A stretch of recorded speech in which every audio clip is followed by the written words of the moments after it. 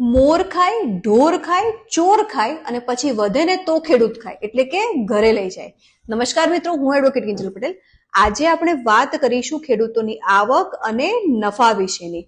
ઉપરની કહેવત તો તમે બધાએ સાંભળી હશે અને આ કહેવત પૂરેપૂરી સાચી હોય ને એવું જ લાગે છે.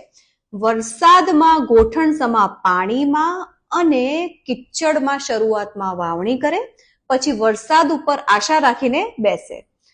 મગફળી, કપાસ કે અન્ય પાક જ્યારે થોડો મોટો થાય ત્યારે મોંઘી દવાઓ અને કલાકો લાંબી લાઈનમાં ઉભા રહીને મોંઘા ખાતરની ખરીદી કરીને તેની છાટણી કરે.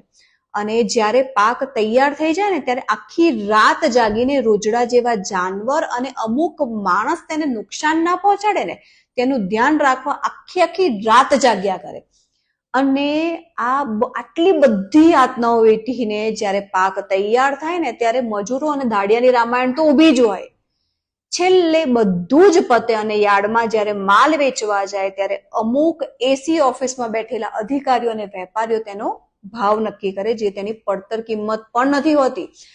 તો સાહેબ ખાલી વિચારજો કે ખેડૂત અત્યારે એટલો મજબૂર છે કે તે તેના માલનો ભાવ પણ નક્કી નથી કરી શકતો. અને આપણે મોટા શહેરોમાં એસી ઓફિસમાં બેસીને ખાલી વાતો કર્યા કરીએ છીએ કે ખેડૂતને આટલું મળે છે ને તોય રોયા કરે છે.